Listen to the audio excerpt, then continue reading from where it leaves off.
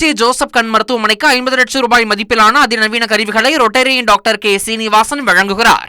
சென்னை கிண்டி சிறுவர் பூங்காவில் ஈரநில பறவைகள் உயிரிழந்த விவகாரம் தொடர்பாக தற்போது அந்த உயிரிழந்த பறவைகளில் பரிசோதனை மேற்கொண்டதில் பறவை காய்ச்சல் இருப்பது உறுதி செய்யப்பட்டிருக்கிறது. தற்போது நாம் முக்கிய செய்தியாக பார்த்து வருகிறோம். கூடுதல் விவரங்களோடு இணைகிறார் செய்தியாளர் மணிகண்டன். வணக்கம் மணிகண்டன். தற்போது பறவை காய்ச்சல் உறுதி செய்யப்பட்டிருக்கிறது, முழு விவரங்கள் என்ன?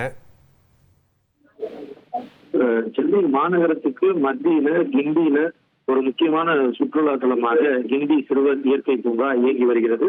தமிழ்நாடு வனத்துறை கட்டுப்பாட்டுல இந்த பூங்கா இயங்கி வருவது அனைவரும் தெரியும். இந்த நிலையில கடந்த சில தினங்களாக, குறிப்பாக நேற்று மாலையிலிருந்து வேடந்தாங்கல் ஈரநில பறவைகள் இருக்கக்கூடிய கூண்டுல சில